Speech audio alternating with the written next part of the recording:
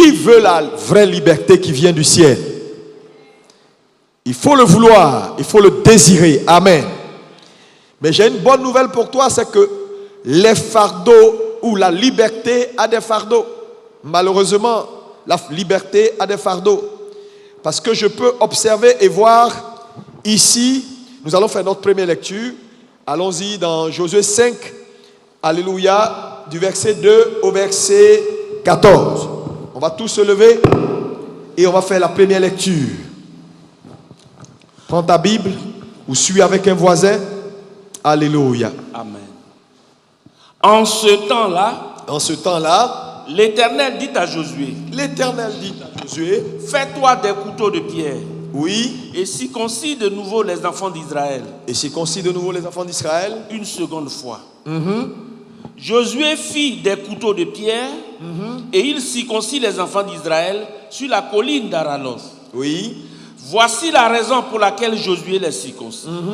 Tout le peuple sorti d'Égypte, les mâles, tous les hommes de guerre étaient morts dans le désert. Ils sont tous morts dans le désert. Pendant la route, après leur sortie d'Égypte. Oui. Tout ce peuple sorti d'Égypte était circoncis. Oui. Mais tout le peuple né dans le désert pendant la route, après la sortie d'Égypte, n'avait point été circoncis. Oui. Car les enfants d'Israël avaient marché 40 ans dans le désert. 40 ans dans le désert. Jusqu'à la destruction de toute la nation des hommes de guerre. Oui. Qui étaient sortis d'Égypte et qui n'avaient point écouté la voix de l'Éternel. L'Éternel leur jura de ne pas leur faire voir le pays qu'il avait juré à leur père de nous donner, pays où coule le lait et le miel. Amen. Est-ce qu'on peut dire amen à la parole? Asseyez-vous. Alléluia. Frères et sœurs, je vois Israël enfin sorti d'Égypte, qui est maintenant introduit dans le désert. Mais je vous l'ai dit et je le répète, lorsque Dieu sort Israël d'Égypte, il ne les introduit pas systématiquement à Canaan, mais il les dépose dans le désert parce qu'il y a un travail à faire. Dis-moi amen. Quand tu es né de nouveau, Dieu ne t'envoie pas au ciel parce qu'il y a un travail à faire. Et ce travail-là, c'est dans ce travail-là que tu es jusqu'aujourd'hui. Parce que si tu n'es pas complètement vidé, tu ne peux pas avoir accès à une vraie liberté. Je le répète. Et donc, lorsque les enfants d'Israël, après avoir fait 40 ans dans le désert, et n'ayant pas voulu écouter Dieu, la Bible dit qu'ils sont tous morts dans le désert, et ce sont leurs descendants qui sont nés dans le désert, qui sont entrés avec Josué et Caleb. Entrez maintenant à Canaan par le Jourdain. Alléluia. Je peux voir les enfants d'Israël heureux parce qu'enfin, ils sont à Canaan. Dieu leur a fait des promesses par leur père que je vous donne un pays où coule le lait et le miel. Ce pays-là, je vous le donne en héritage. Alléluia. Donc, les enfants d'Israël avaient devant eux, c'est-à-dire cette promesse que Dieu leur avait donnée, Canaan. Il a fixé également dans leurs esprits des images, en leur disant, un pays où coule le lait et le miel.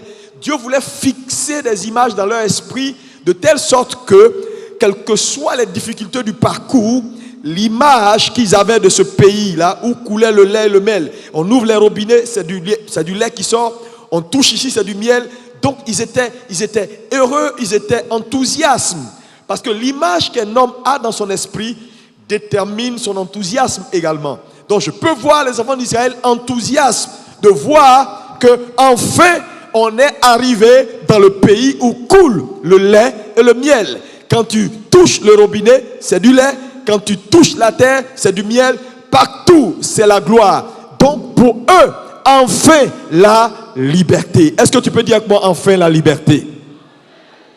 Alléluia. On a fait 40 ans, les choses ont été difficiles. Maintenant, enfin la liberté. Mais quelle fut leur surprise? Alléluia.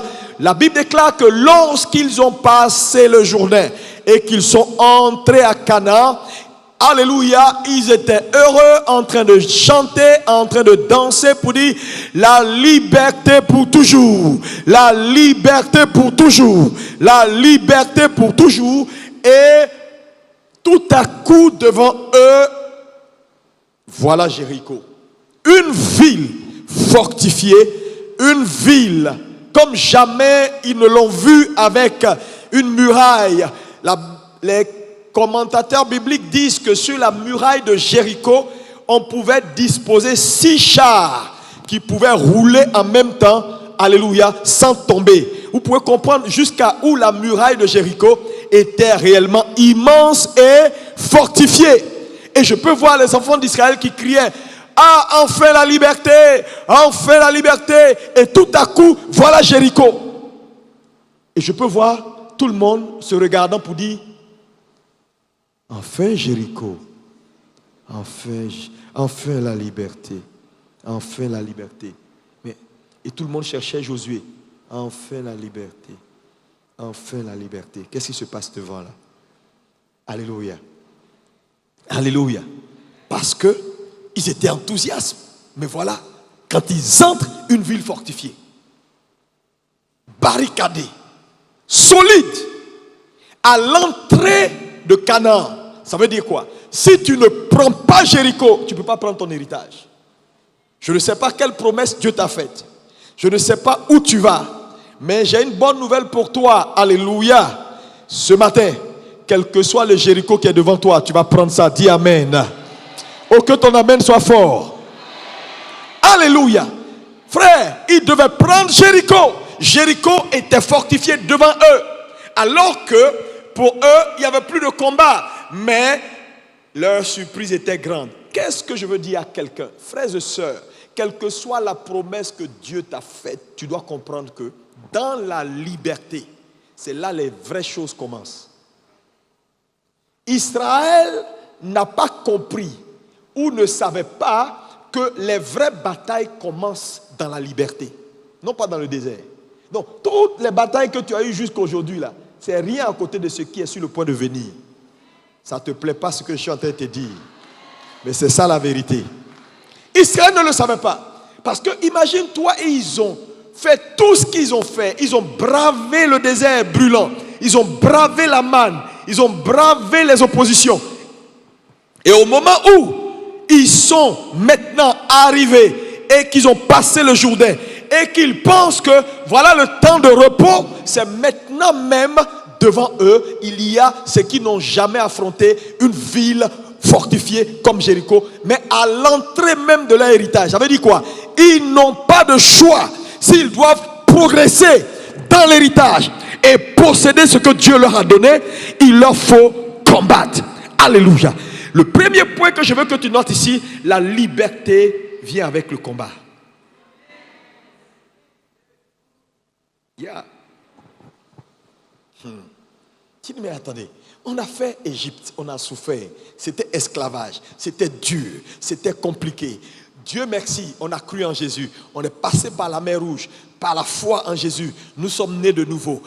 Au lieu de nous déposer à Canaan, il nous a laissés dans le désert. 40 ans à souffrir, à libérer nos cœurs, à enlever tout ce qui est semence diabolique, à faire mourir la chair.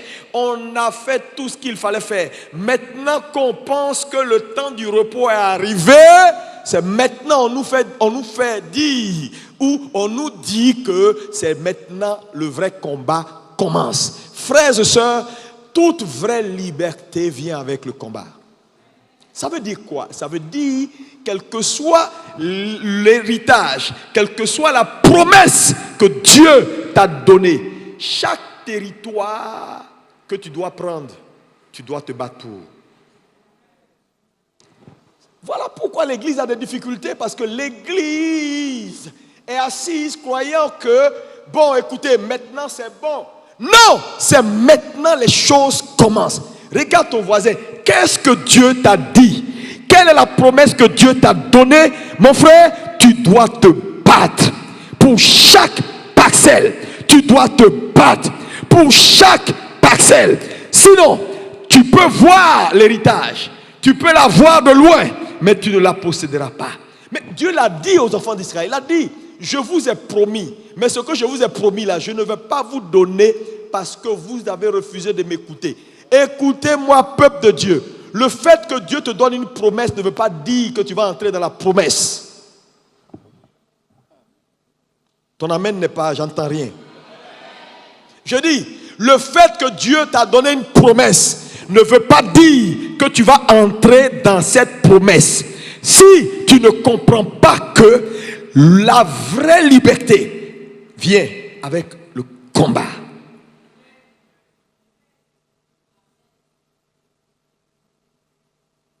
C'est un point qui est essentiel. Dis-moi amen. Oh, dis-moi amen. Tu n'es pas prêt à combattre. Tu ne peux pas posséder ton territoire ou ton héritage. Mais regardez, Satan positionne Jéricho à l'entrée du territoire. Canaan là, ça dit quoi? Il n'y a pas de Canaan tant que tu n'as pas pris Jéricho. Il y a des gens ici, ton Canaan là, il y a véritablement du lait là-bas. Il y a du miel, il y a tout ce que tu désires. Mais à l'entrée de ce Canaan là, il y a un Jéricho que tu dois prendre. Mais tant que tu ne comprends pas ça, que la vraie liberté, elle commence avec le combat. Frère, tu vas rester là, tergiversé. Et tu vas voir ta vie, les années vont passer. Ta vie va rester la même parce que tu vas passer ton temps à espérer. Oh Seigneur, je t'attends. Oh Dieu, frères et sœurs, le temps de l'assistanat est terminé lorsqu'on entre dans la liberté. Frère, dans le désert, en Égypte, oui, on peut t'assister. Dans le désert, en Égypte, oui, on peut te donner. Frère, mais quand tu entres dans la liberté, la première chose que tu dois comprendre, c'est que le temps de l'assistanat est... Répondez-vous tous. C'est l'une des raisons pour lesquelles il n'y a pas beaucoup de gens libres. Parce que les hommes en général, ou les gens en général, préfèrent l'assistanat. Qu'on les assiste. Manger gratuit. Tout est gratuit. ONG. Il n'y a pas social dans l'église. Donner.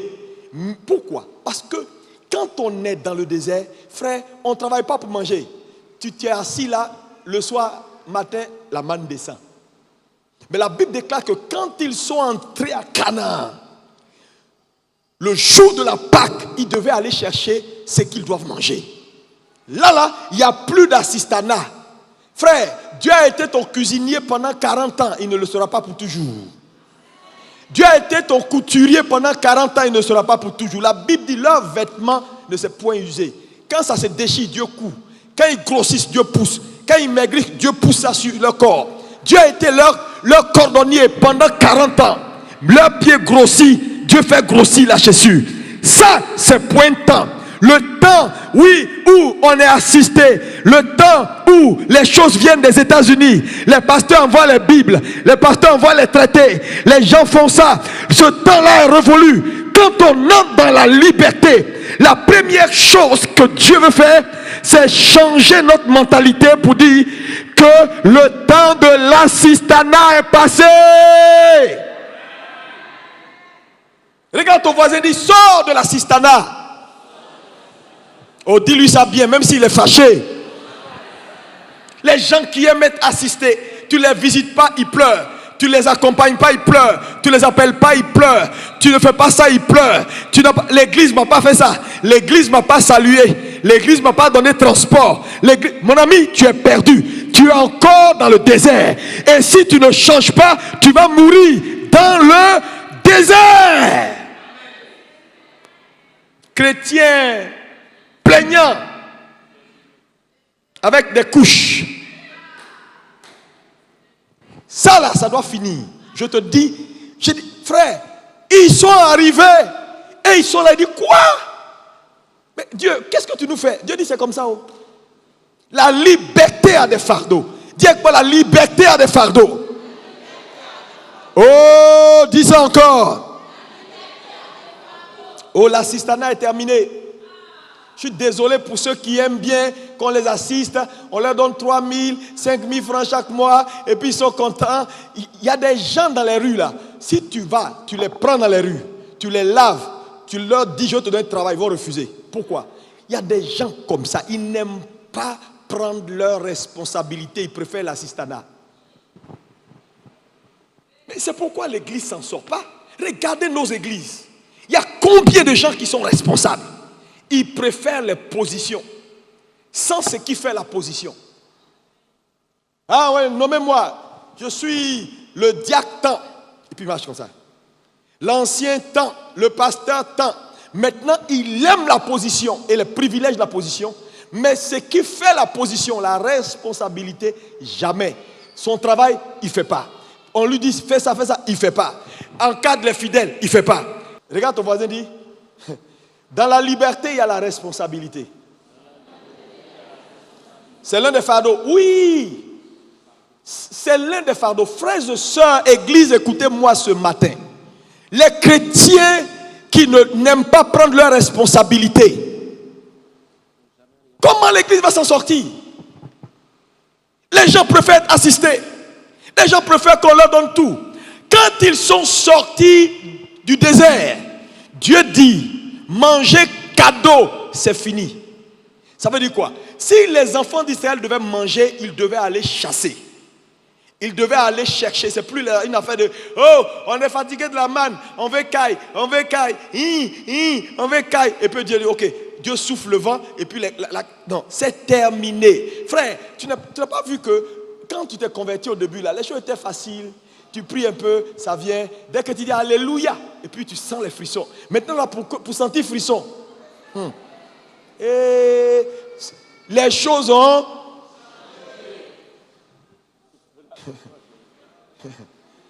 Tu dis pas, je ne comprends plus Dieu. Non, mais je veux te dire, si tu ne comprends pas ce message, tu t'en sortiras pas. Qui que tu sois, tu ne vas pas t'en sortir. Parce que Dieu ne va pas rester ton pourvoyeur, bonbon, gratuit, tout comme ça là. C'est fini. Il y a un temps pour ça. Ça, c'est quand on est en Égypte, quand on est dans le désert, Dieu prend soin.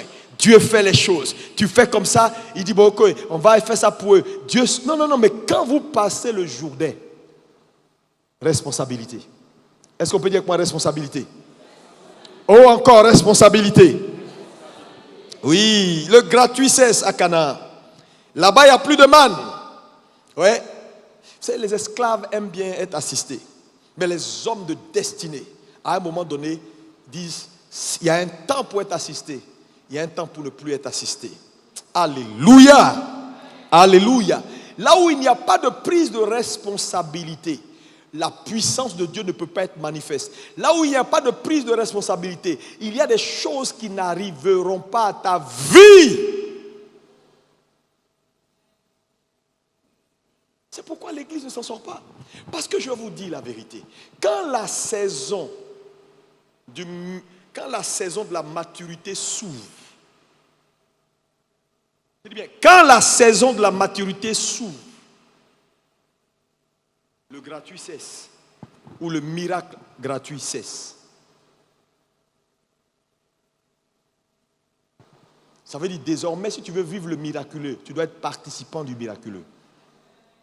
Alors qu'il y a des gens qui sont encore nostalgiques de la saison où le miraculeux est gratuit. Donc ils sont assis là. Pasteur, vraiment il faut que Dieu fasse quelque chose. Dieu quoi? Il a fini de travailler. Jésus dit tout est accompli. Tu dis il faut que Dieu fasse. Dieu ne fait plus rien maintenant mon ami.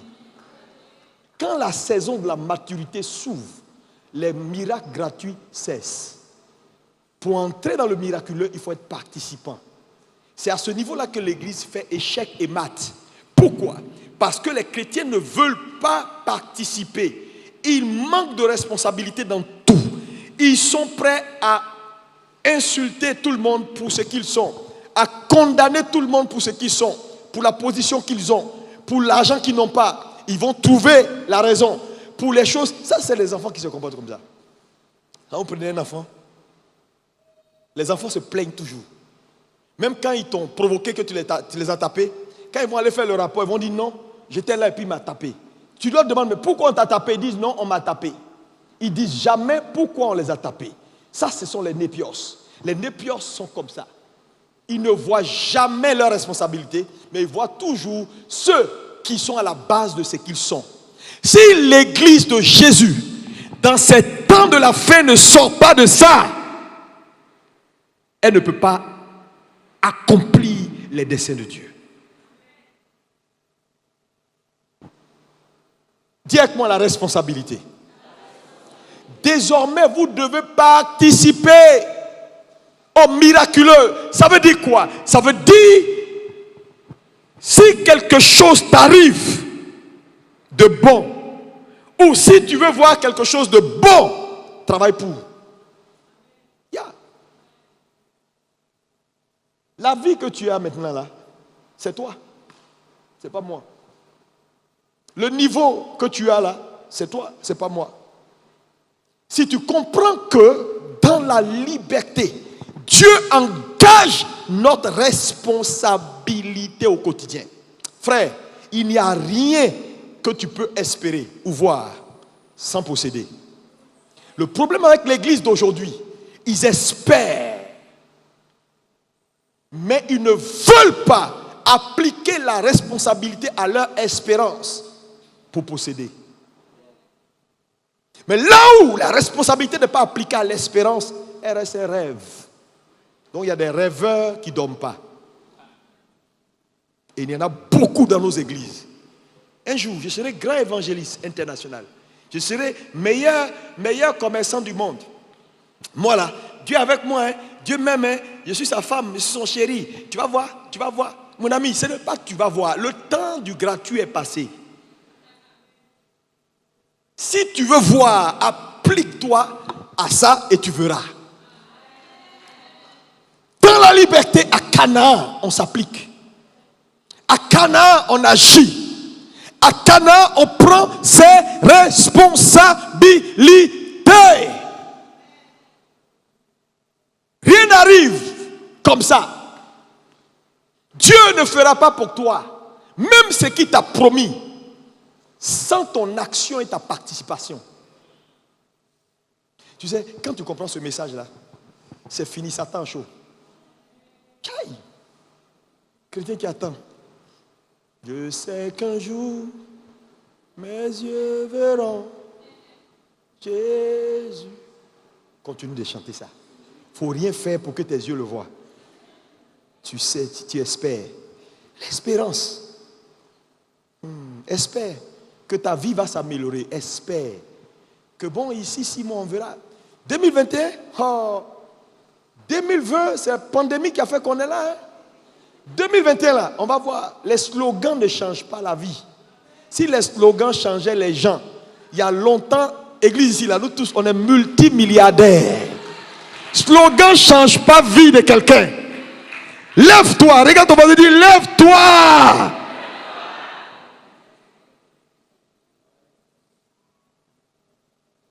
Alléluia. Quelqu'un peut me dire un bon amen.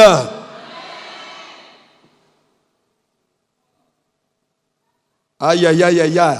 Dis-moi amen, dis-moi amen, dis-moi amen, dis-moi amen. Je sens que Dieu a franchi quelqu'un ce matin au nom de Jésus. Je dis, je sens que Dieu a franchi quelqu'un ce matin au nom de Jésus. À un moment donné, Josué s'apprêtant à rentrer à Jéricho pour commencer la bataille. La Bible dit devant lui, il voit un être humain mystérieux. Lis-moi à partir du verset 12. La manne cessa le lendemain de la Pâque. La manne cessa. Oui. Les enfants d'Israël n'eurent plus de manne. Oui. Et ils mangeaient des produits du pays de Canaan cette année-là. On dit maintenant là, c'est les produits du pays qu'ils doivent manger. Mais produits là, ça ne va pas quitter pour venir tomber dans ton assiette. Hein. Tu dois aller chercher. Mon ami, je prie que tu ne sois pas une victime. Tu sais, tu vas être une victime si tu refuses d'appliquer la responsabilité. Je dis le mot d'ordre à Canaan dans la liberté, c'est la responsabilité. Continue la lecture.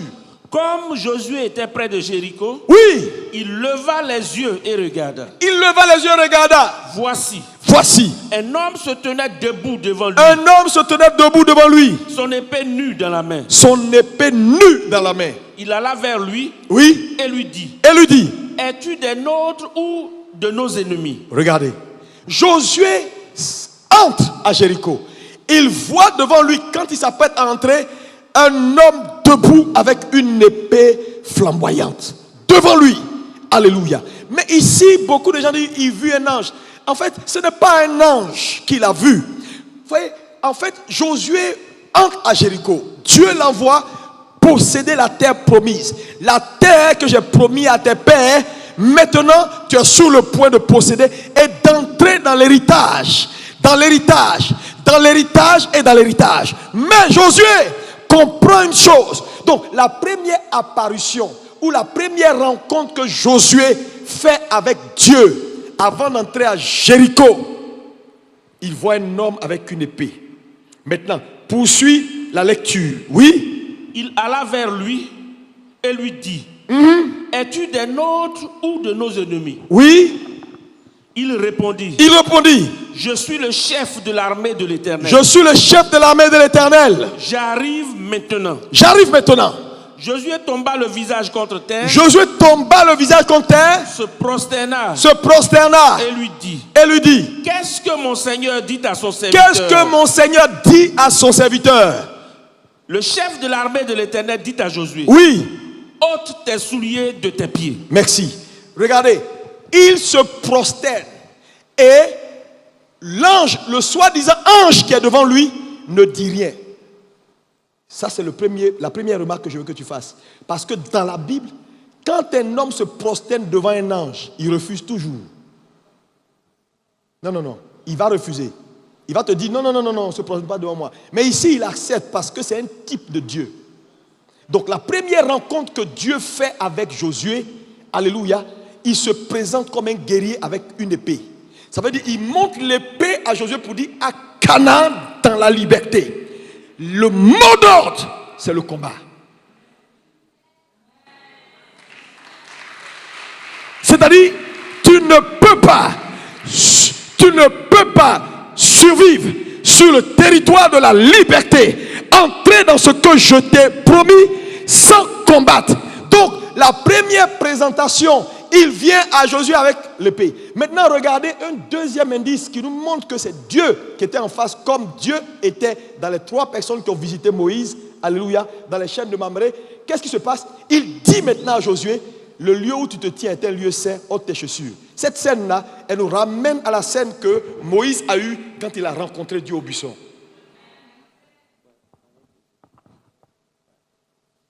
Donc Josué rencontre Dieu. Et Dieu se révèle comme un guerrier pour dire, Josué, regarde cette épée.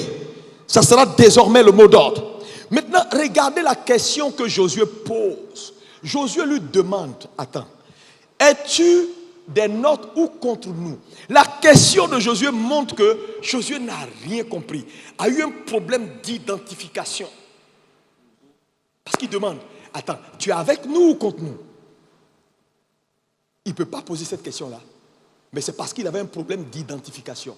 Pourquoi? Parce qu'en fait, il n'arrivait pas à savoir qui était réellement la personne devant. Mais c'est normal. Je vais vous dire, Église, écoutez-moi. À Canaan, Dieu va se présenter à vous sur une forme qui n'est pas habituelle. C'est votre capacité de discernement qui va vous permettre de savoir que, oh, ça c'est Dieu. Mais ce n'est pas Dieu dans la forme habituelle que je vois. Josué a eu un problème parce qu'il n'a jamais vu Dieu dans une posture de combat. Il a connu Dieu en Égypte et dans le désert qui est un Dieu bonbon. Un Dieu, quand il apparaît, c'est pour les aider. Quand il apparaît, c'est pour leur donner viande. Quand il apparaît, c'est pour leur donner manne. Quand il apparaît, c'est pour leur dire non, vous savez, il ne faut pas faire ça. Mais ici, là, il vient avec épée. Donc, je me pose la question, es-tu le Dieu que je connais? Alléluia. Donc, le problème des chrétiens, en général, c'est leur mindset. Leurs expériences passées font qu'ils n'arrivent pas à souvent canaliser Dieu dans sa nouvelle présentation à eux.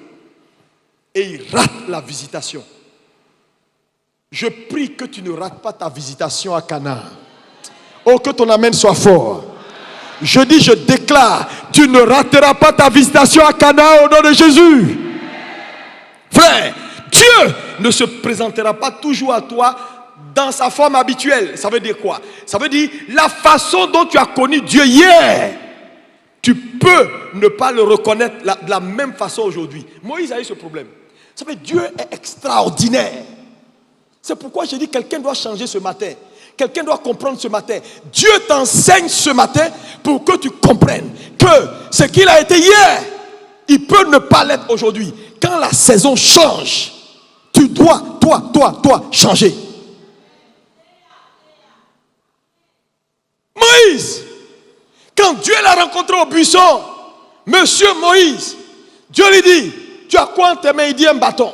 À partir de là, Dieu va instruire Moïse et va lui révéler une stratégie qu'on appelle la stratégie du bâton.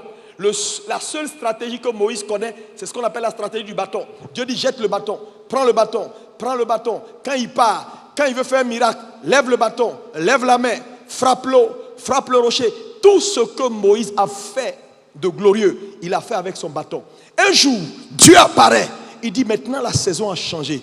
Tu as frappé le rocher une fois. Maintenant, on va laisser le bâton. On n'utilise plus le bâton. Parle. En cas d'utiliser la bouche, Moïse est incapable. Il reprend encore le bâton. Il frappe le bâton. Là où cette stratégie-là, Dieu n'en veut plus. Et Dieu dit, toi, tu n'as pas dit que tu es têtu et que tu ne changes pas. Quitte mon chemin. Je prie que Dieu ne te disqualifie pas. Frère, je te parle de choses sérieuses. La saison a réellement changé. La saison a changé.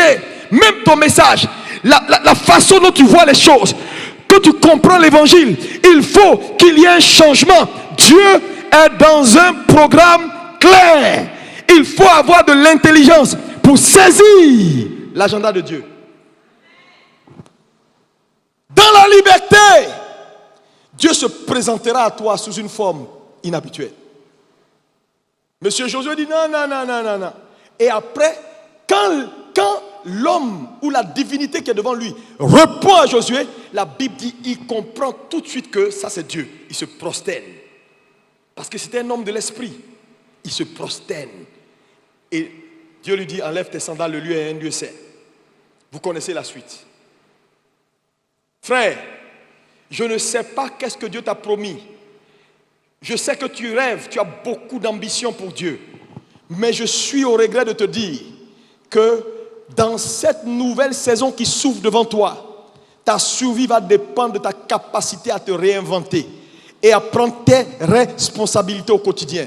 Non, le temps où tu pries, tu as mal prié et puis Dieu exauce. Le temps où tu mélanges le Notre Père, Seigneur, je te remercie, et puis tu finis par confesser tes péchés à la fin, mais Dieu te donne quand même le bonbon. C'est terminé.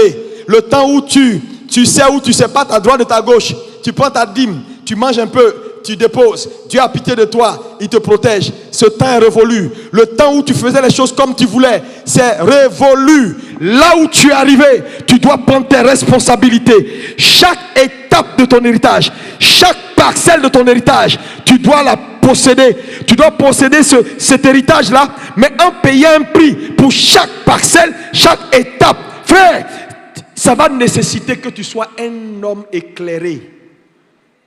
Dis avec moi, un homme éclairé. Oh, plus fort. Oui. Oui. Aïe, aïe, aïe, aïe, aïe, aïe, aïe, aïe, aïe, aïe.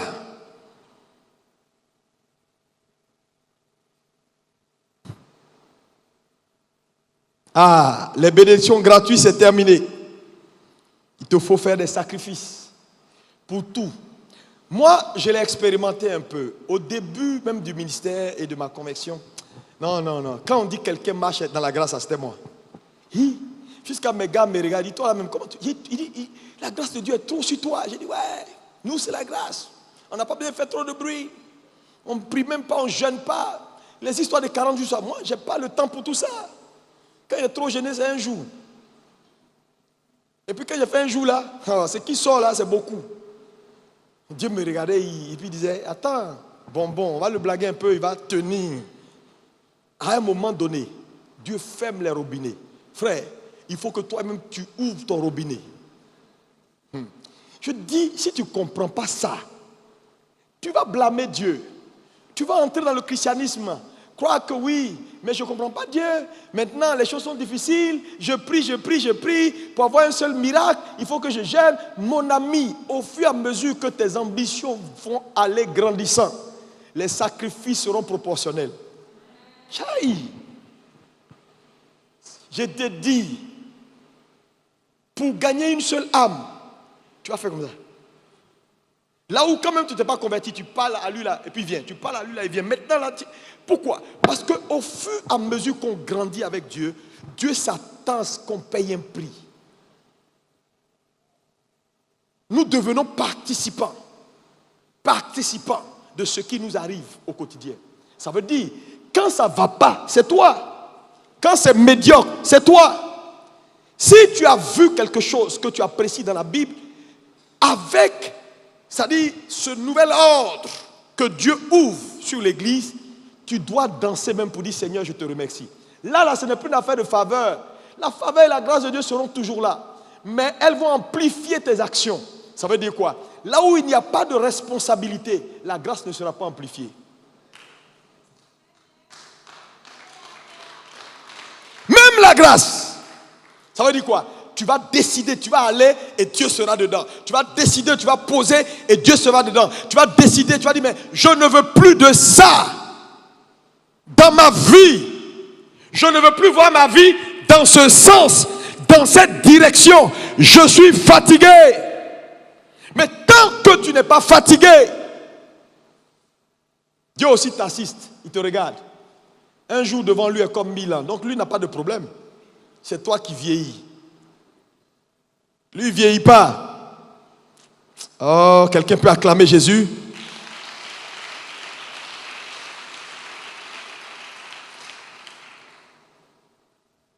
C'est pourquoi je veux te dire, la connaissance devient très, très, très précieuse. Et l'une des clés majeures de la liberté, c'est ça, la connaissance. La connaissance devient la clé. Dis avec moi la clé. Et la clé de la connaissance, la vérité. Et la clé de la vérité, une personne, Jésus.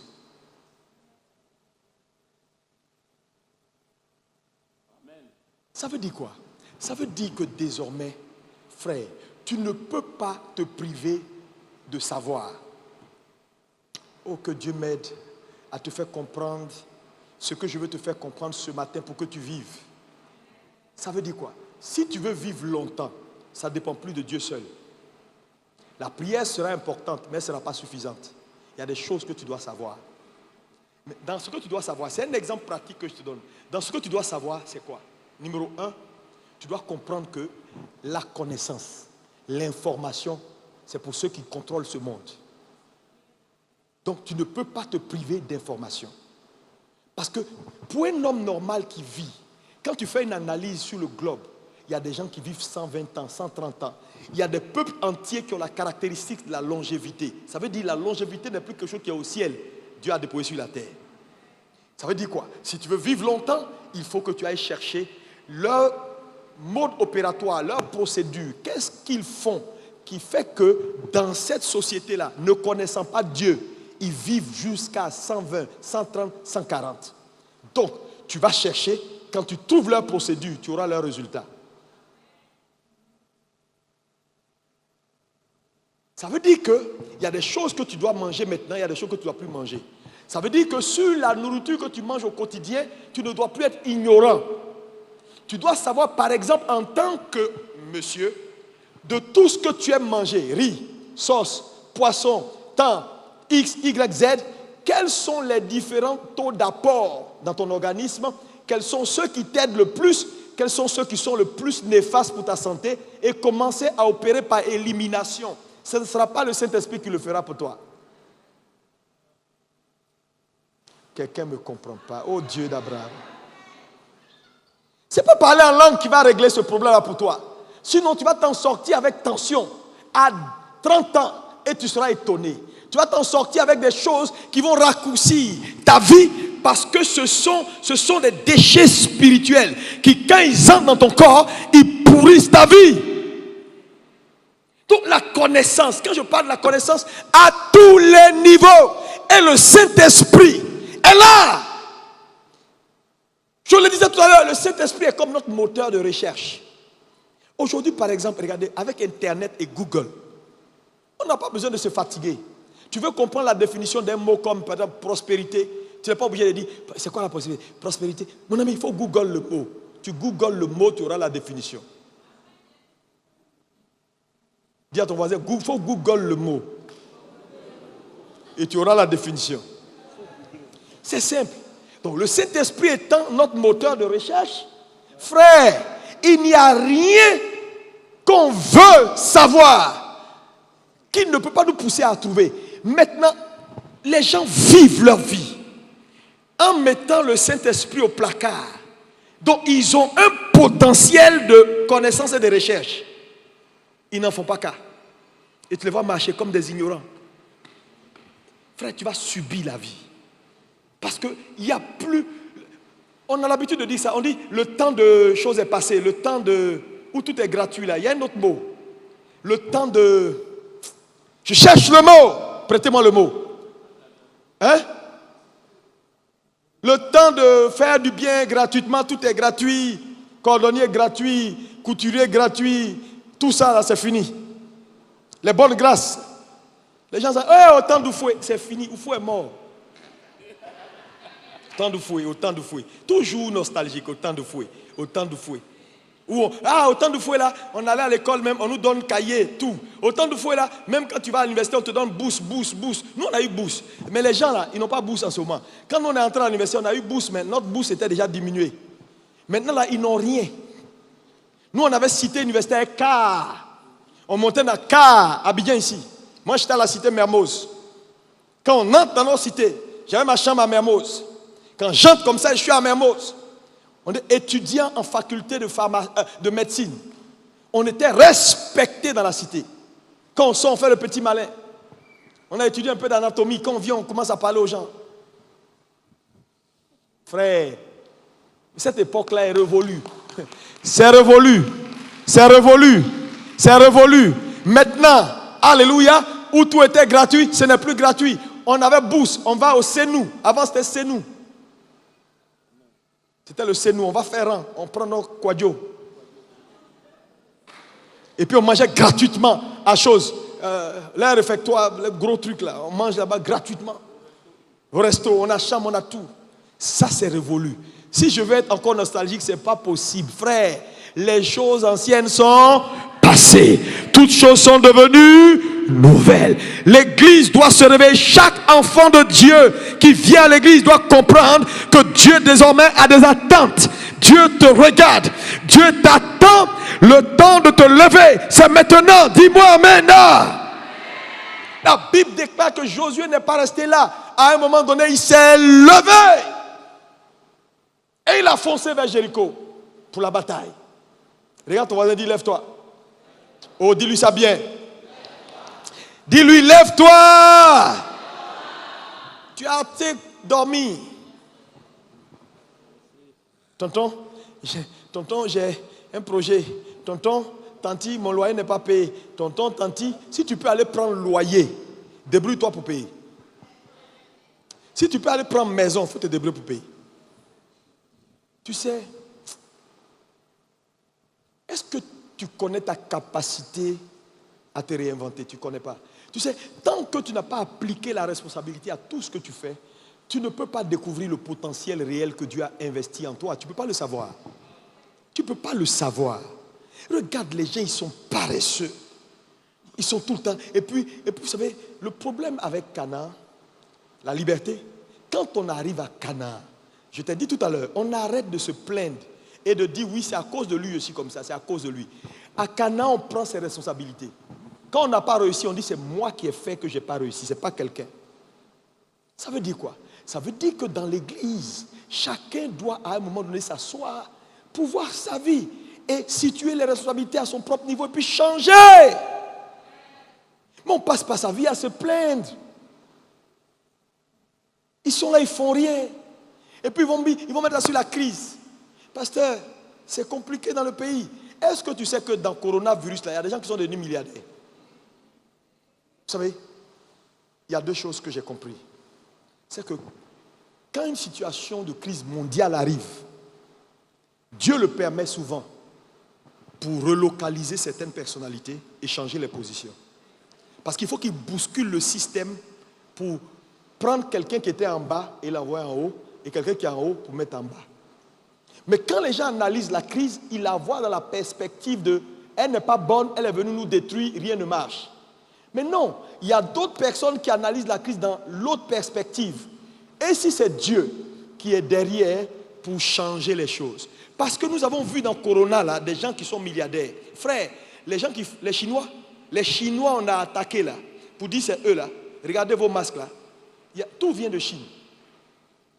Ils ont fourni au monde entier, j'ai dit les conteneurs de masques qu'ils ont fabriqués ces 6 derniers mois là, les Chinois. Non. Ils sont très riches. Très riches. Même quand les États-Unis ont dit on ne subventionne plus l'OMS, ils ont dit à l'OMS, dors tranquille, on va augmenter notre budget. Pourquoi ils sont puissants? Parce que eux, dans leur vocabulaire, la notion de crise n'existe pas. La crise, pour eux, c'est opportunité. Vous voyez crise, eux voient opportunité. Il y a combien de gens? Même dans les petites universités, les gens ont fabriqué des gels. Les gels, mais là, les gens sont devenus multimilliardaires avec. En France, les grandes sociétés de fabrication de mode comme Dolce Gabbana, comme Versace, comme Yves Saint Laurent, ils se sont reconvertis à fabriquer maintenant des masques. Ils se sont reconvertis pour aider à pourvoir aux besoins de la pandémie. Sinon, ils fermaient. Ils se sont réinventés. Mais l'église, non. Les frères, non. Ça ne marche pas. Le pays ne va pas bien. Il y a la crise. Je vous dis, même dans cette crise électorale-là, dans la crise dans laquelle on est là, les gens prospèrent. Toujours en train de trouver des raisons pour justifier leur statu quo. Toujours en train de trouver des raisons pour justifier pourquoi il ne fait pas ce qu'il fait. Toujours en train de trouver des raisons pour justifier pourquoi il est un échec. Hein? Frères et sœurs, vous savez, il y a trop de raisons qui font que les gens ne font rien. Dieu cherche des gens qui font malgré les raisons.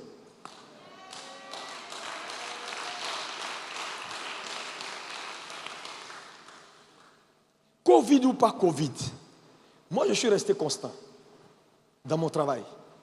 Je te dis, c'est parce que même souvent tes collaborateurs vont te limiter. Frère, Covid, pas Covid, crise ou pas crise, je suis resté constant. Il y a des choses qu'on a réalisées dans Covid là, on ne l'avait pas fait l'année dernière. Frère, tu n'as pas idée quand un homme prend ses responsabilités. Regarde comment tu es, regarde ta position.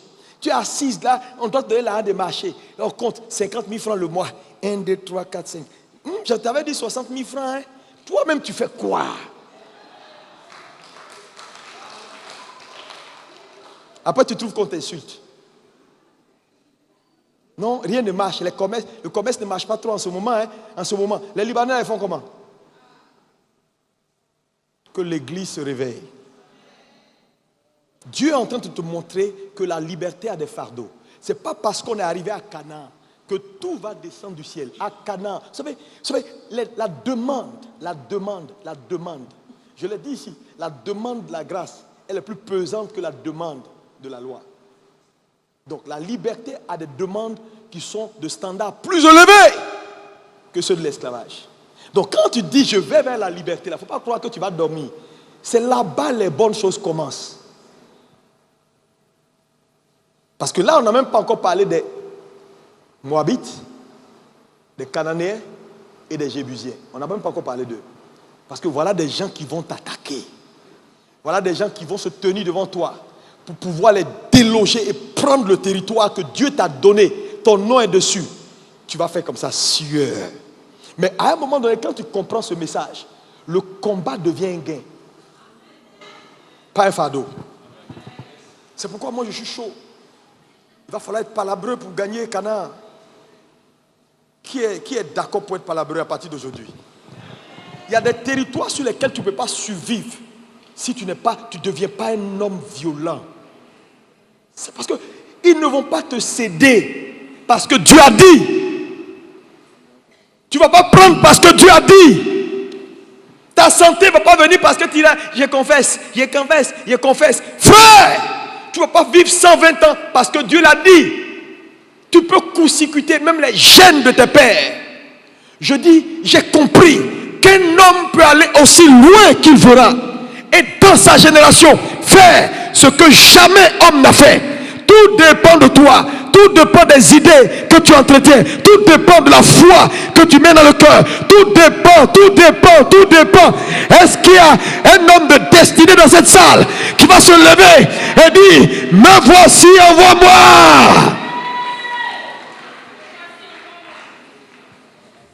Alléluia. Frère, le temps est arrivé. L'église doit se lever. L'église, les chrétiens. Pour rester là parler, non, les politiciens là nous fatiguent. Frère, il n'y aura rien en Côte d'Ivoire. Je vous te l'ai dit, il n'y aura pas de guerre ici. Tu sais, tous ceux qui ont peur actuellement là, et qui font des programmes parallèles là, c'est parce qu'ils ont braqué leurs antennes vers l'enfer. Il faut rebraquer ton antenne vers le ciel. Tu auras d'autres nouvelles.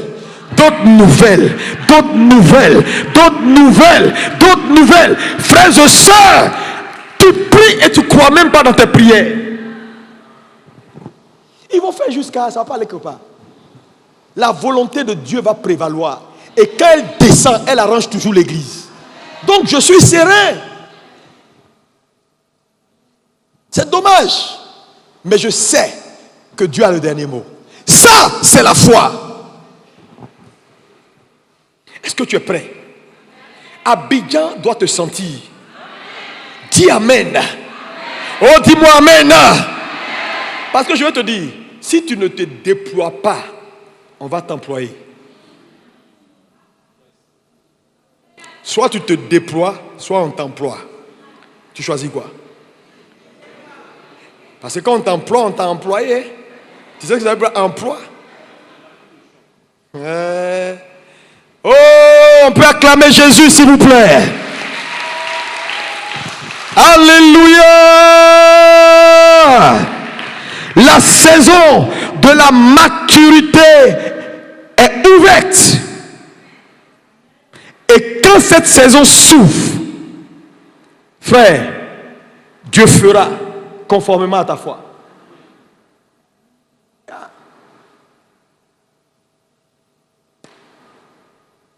C'est pourquoi je vous dis, grandissez. Quand je vous dis, grandissez. Quand je vous dis, avancez. Parce que vous savez, l'histoire d'Israël, c'est notre histoire. Parce qu'Israël est un type de l'église. Mais regardez, c'est flagrant ce qui se passe. Les gens entrent. Dès qu'ils entrent, Dieu se présente. Il a dit, voilà l'épée. Désormais, c'est l'épée. Regardez Canaan. Allez étudier. Après qu'ils soient entrés, frères, c'est des combats sur des combats. Pour posséder Canaan, c'est des combats sur des combats. Parce que, frère, il a promis à Abraham. Il l'a dit. Et Dieu a dit, je ferai. Mais dans l'alliance qu'il a signée avec Abraham, allez lire les promesses de l'alliance. Allez lire les promesses. Il dit, je te donnerai un territoire. Parce que ça fait partie des demandes d'Abraham. Abraham dit, je n'ai pas de territoire.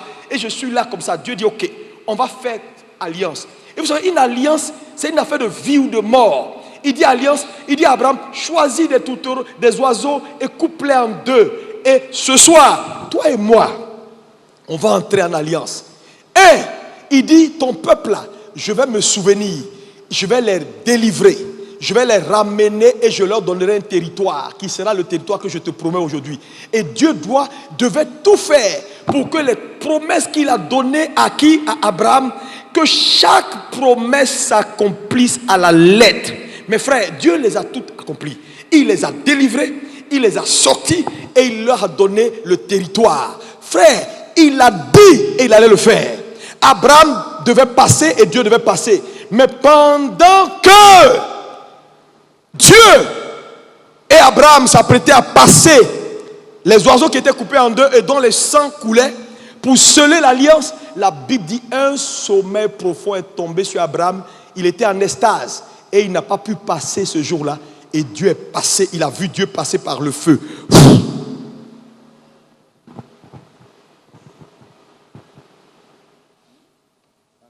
Et la partie humaine n'a pas pu. Quand Jésus vient, je vous l'ai déjà expliqué. Il accomplit la dernière partie qu'Abraham n'a pas pu accomplir. L'alliance est désormais scellée pour l'éternité. Frères et sœurs, lisez l'histoire des enfants d'Israël. Ils ont combattu, ils ont possédé chaque territoire. Donnez-moi l'image de l'Exode, je vais vous montrer quelque chose. Oui. Regardez ici. Vous voyez les trucs en rouge là? Ça, Israël, ici c'est l'Égypte. Donc ils sont ici. Et ils doivent quitter. Ils passent par là. Là c'est la mer Rouge. Ils commencent leur exode à partir de ce point. C'est-à-dire la branche de la mer Rouge qui est le plus rétrécie. Ils passent la mer Rouge. Ils vont commencer. Là c'est le désert. Tout ça on a le désert. Donc on a Égypte. On a le désert ici. On a Canaan ici. Eux ils sont ici. Mais regardez les bandes rouges là. Ils quittent ici, ils passent là. Mais à cause du fait qu'ils n'écoutaient pas Dieu. Voilà des gens qui n'ont jamais écouté Dieu. Ils vont commencer l'exode. En temps normal, si le Saint-Esprit devait les conduire, c'est les faire passer ici là. Ils auraient pu même aller directement et puis sortir. C'est-à-dire, regardez le chemin, comment il est long. Ils ont commencé là. Ils sont descendus un peu. Ils sont partis par le bas. Ils sont revenus ici. Après, ils sont arrivés là. On a toutes les villes où ils ont campé, où ils se sont arrêtés. Ils se sont venus ici, ils sont venus là. Et arrivés là, vous ne voyez pas qu'ils se sont perdus un peu. Là, vous voyez, ils vont comme ça. Ils reviennent comme ça. Ils repartent ici. Ils reviennent ici. Ils reviennent là. Ouais, ici, là, il y a comme un tourbillon. Tout ça, c'est la désobéissance. Il y a des frères qui sont ici encore. Ils sont en train de tourner sur eux-mêmes. Ils vont ici. Il fait le riz. Après, il revient dans le café cacao. Après, il revient dans cabine téléphonique. Et puis, il est là, il ne sait pas où il va. Il tourne. Tellement il est désobéissant. Il est ici, là. Et à un moment donné, quand ils arrivent là, ils comprennent que Dieu dit, vous avez assez tourné. Go! Il commence, il continue. Il continue, il passe par là. Et regardez, là, on a le Jourdain. Le Jourdain. Donc, ils vont comme ça, ils sortent derrière le Jourdain. Et puis maintenant, ils vont traverser le Jourdain. Mais regardez ce qui est en face du Jourdain. Quand ils traversent le Jourdain, c'est Jéricho qui est là, qui les attend. Bonjour. Si tu crois que tu vas échapper, tu perds ton temps. Mieux vaut aiguiser ton épée et puis être prêt. Vous voyez, là, quand ils passent le Jourdain, ils ont quoi en face? Jéricho, frontal, direct. Et c'est la première ville. Tu rates Jéricho, tu rates ton héritage. Satan va bâtir toujours dans ce que Dieu t'a promis, à la porte, une forteresse. Tu as le choix. Soit tu crois la promesse, tu te bats pour entrer. C'est-à-dire qu'il ne te donnera même pas le temps d'aller un peu même dedans pour te promener. Non, il commence le combat à la porte. Yeah. Attends, Dieu nous a sauvés, on doit se reposer maintenant. Maintenant il faut se reposer. On a trop combattu, on a trop jeûné. Ah Seigneur, merci, enfin un peu de repos. Quel repos? Il n'y a pas de repos. Repos là c'est au ciel. Mais en fait, ça va commencer ici, mais sous une autre forme. Quand tu vas comprendre les principes de la liberté, tu vas entrer dans un repos. Parce que le combat pour toi ne sera pas... sera un gain. Sera quelque chose que tu fais. C'est comme quelqu'un qui mange, il ne se plaint pas. Hein? Quelqu'un qui se lave, est-ce qu'il se plaint?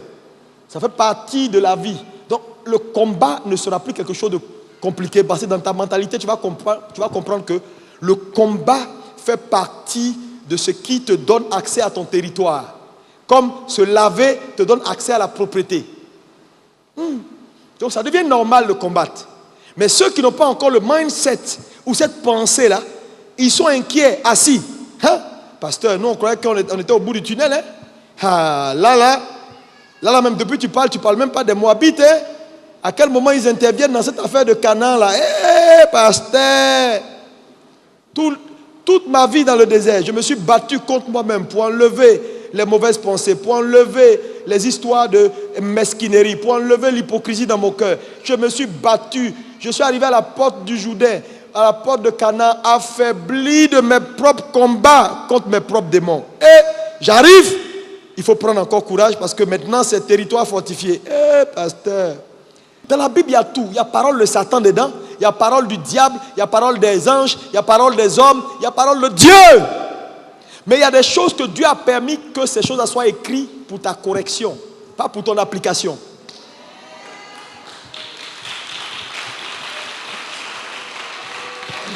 Il dit non mais si ça est dedans, ça veut dire que Dieu voulait. Non, il y a des choses que Dieu a écrites, ça est dedans. Tu vas voir noir sur blanc, c'est écrit dans la Bible.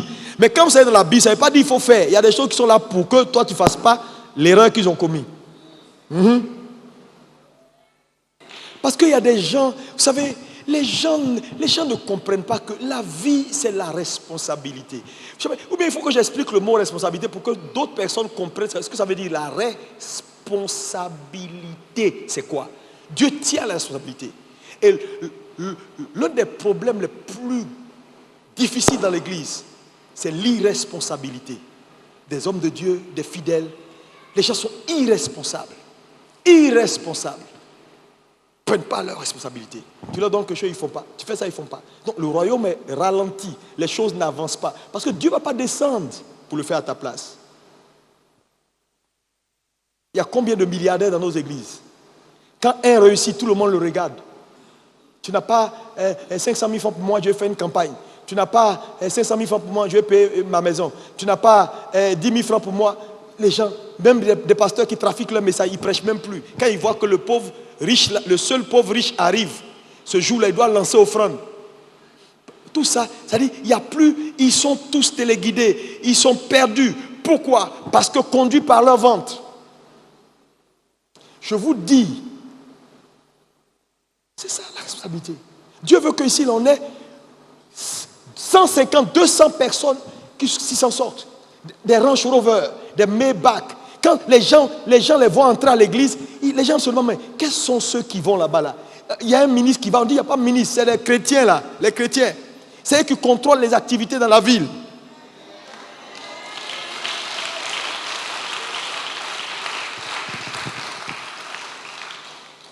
On est là, des paresseux, des femmes paresseuses, des mamans pasteurs paresseuses, des tontons pasteurs paresseux, des tontons diacres paresseux.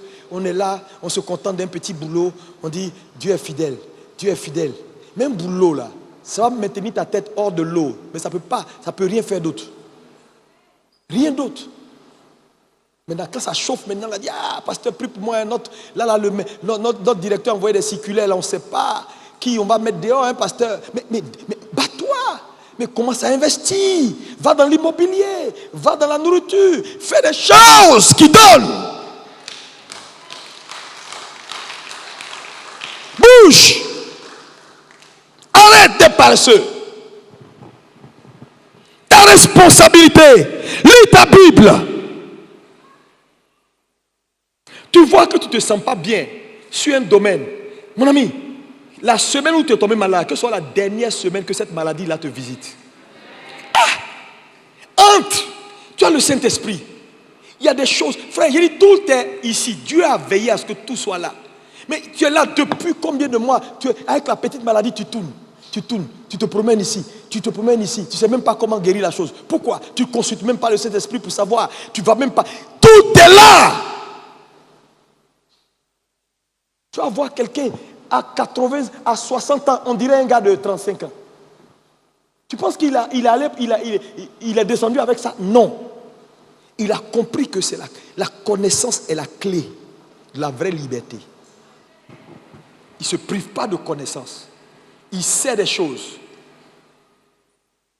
Il sait. Il se laisse conduire par le Saint-Esprit. L'ignorance, c'est dangereux. L'ignorance, ça tue. Si tu ne coopères pas avec le Saint-Esprit, je te dis, tu vas raccourcir tes jours. Et j'ai dit quelque chose aux hommes d'affaires. Il y a 3 choses majeures importantes que vous devez comprendre, vous les hommes d'affaires. Dans ce monde-là, si Dieu vous appelle à vous faire beaucoup d'argent, à gagner et à prospérer, mais c'est pour tout le monde même ce que je suis en train de dire. Ce monde-là que vous voyez là, c'est un monde qui est déchu. Ça veut dire quoi? À Éden, après le péché d'Adam, Dieu a maudit la terre. Et il n'y a rien que vous pouvez voir ici qui ne soit pas de terre. Ça veut dire quoi? Tout ce qu'un homme a comme acquis en termes de biens, dans ce bien-là, il y a une partie qui est destinée à le détruire. Tout bien que tu acquiers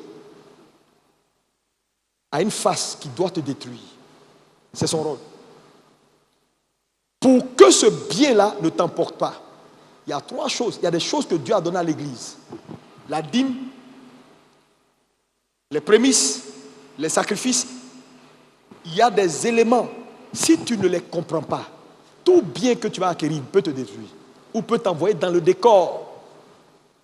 Mais en réalité, quand tu acquiers un bien, si tu comprends les principes, tu peux neutraliser la face de destruction pour que le bien là te bénisse.